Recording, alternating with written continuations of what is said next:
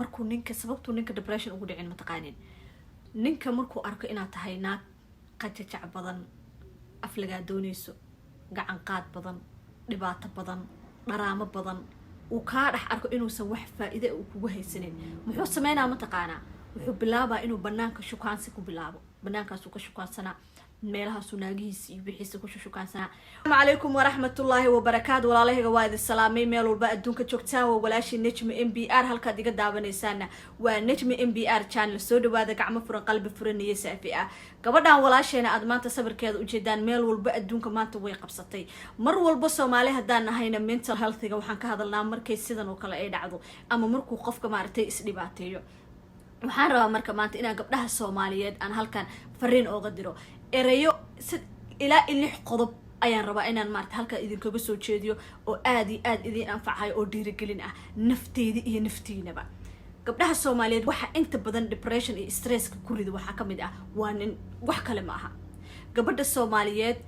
waxaan aad iyo aad ugu mashquulsanahay oo aad iyo aad oo maanta la taaganahay ugu mashquulsanahay on aqligeena iyo maskaxdeena iyo fikirkeena aan u saarnay qof bili aadan oo naga cararayo inaan anaka xoog ku qabsano ka naga baxsanayo inaan anaka xoog ku soo dhajisano oo maskaxdeena ku mashquulino oo aqligeena ku mashquulino oo quruxdeena ku weyno oo markaan 2 ciyaal 3 ciyaal aan dhalnaba aan habro waayeelo u ekaano anakoona 30 sano gaarin miin iyo haare iyo dudubna galo stress dartiis isha goonkana tagto ee anaka dhan quruxdeena ay baaba'do saan nin aqligeena iyo maskaxdeena ugu maqan yahay. gabdha Soomaali hadaan nahay hooyooyinkii hore waa la furi jiray ilmaha looga tagi jiray naag baa la guursan jiray hooyo waalan jirtay male hooy ma aragtay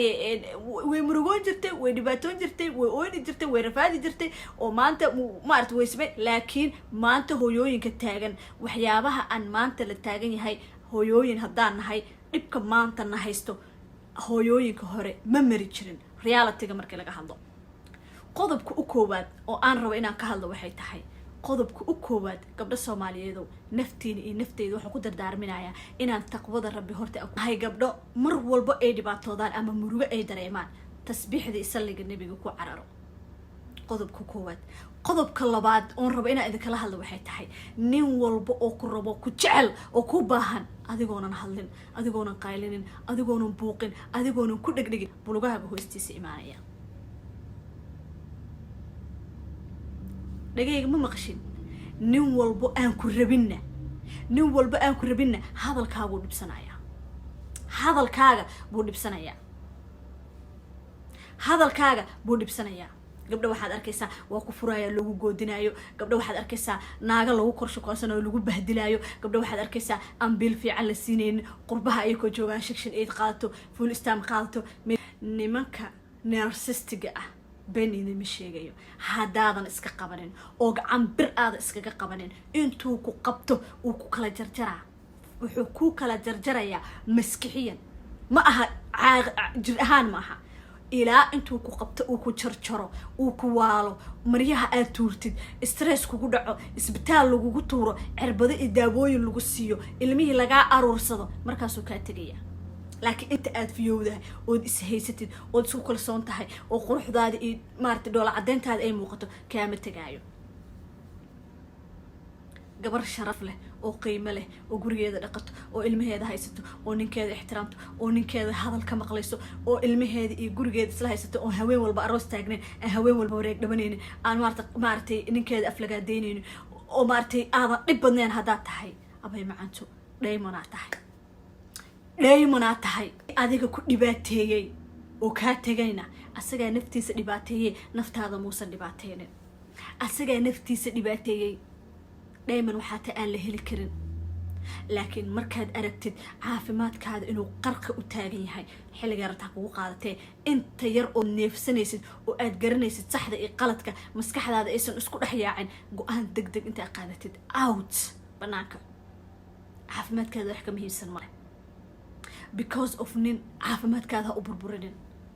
naftaada ku kalsoonow naftaada ku qanacsanow dana yeelo wax qabso shaqayso naftaada ka shaqee bal muraayada intaad soo ristaagtid age-kaada iyo wajigaaga isku fiiri.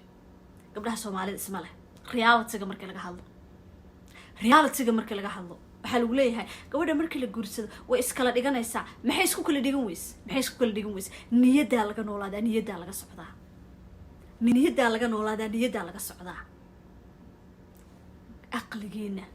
iyo qalbigiina iyo maskaxdiina marnaba ha ka ogolaani inuu nin bili aadan ku ciyaaro ilaahay baa adduunkan ku keensaday ilaahay baa ku ceshanayo ilaahayga waaxidkuna adduunkan kuumu keenin in lagu dhibaateeyo inaad adiga wax dhibaataysan ilaahay kuumu keenin inaad ilaahay caabudo ood ilaahay ku xirnaato ood aaqaro u shaqaysato ilaahayga waaxidkuna kuu keen adduunkan hadduu ilaahayga waaxidkuna nin calaf kuugu daray oo aad noqotid marwo sharaf lahoo qiimo lahoo gurigeeda dhaqato uu ninka kugu xumaado aad aragto inuu stress iyo balaayo iyo dhibaato iyo dhib uu ku siyaadinayo banaanka out banaankaad istaagaysaa caafimaadkaada dartiis laakiin naag soomaaliyeeday ilaa inta lagu qabto lagu jarjaro banaanka saas lagugu tuuro ma dhaqaaqaysa I know you guys kii adiga ku dhibaateeyey oo kaa tegayna asagaa naftiisa dhibaateeyey naftaada muusan dhibaateynin asagaa naftiisa dhibaateeyey dayman waxaa ta aan la heli karin laakiin markaad aragtid caafimaadkaada inuu qarka u taagan yahay xilliga rabtaa kugu qaadatee inta yar oo neefsanaysid oo aad garanaysid saxda iyo qaladka maskaxdaada aysan isku dhex yaacin go-aan degdeg intaad qaadatid out banaanka caafimaadkaada wax kama hiibsan male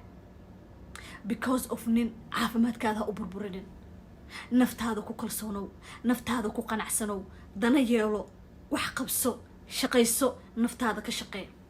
bal muraayada intaad is hor istaagtid eejkaada iyo wejigaaga isku fiiri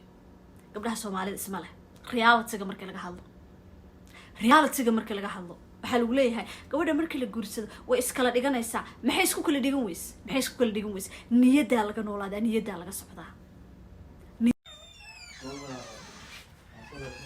sababta uu ragga depression ugu dhicin mataqaanin sababtuu ninka depression ugu dhicin mataqaanin ninka markuu arko inaad tahay naag qajajac badan aflagaa doonayso gacan qaad badan dhibaato badan dharaamo badan uu kaa dhex arko inuusan wax faa'iide uu kugu haysanin muxuu sameynaa mataqaanaa wuxuu bilaabaa inuu banaanka shukaansi ku bilaabo banaankaasuu ka shukaansanaa meelahaasuu naagihiisa iyo wixiisa ku shukaansanaa u isbarogaraminayaa wuu nafisayaa wuxuu sameynayaa marka ilaa uu dantiisa iyo afaarihiisa iyo naagtiisa uu ka guursanaya iyo wixiisoo dhan maaragtay wuu kula joogayaa maalin alla maalinta uu guursado uu reer kale iyo adduun kale uu kaa yeesho asagoo fiyow buu aayarku kaa dabaashay aayarko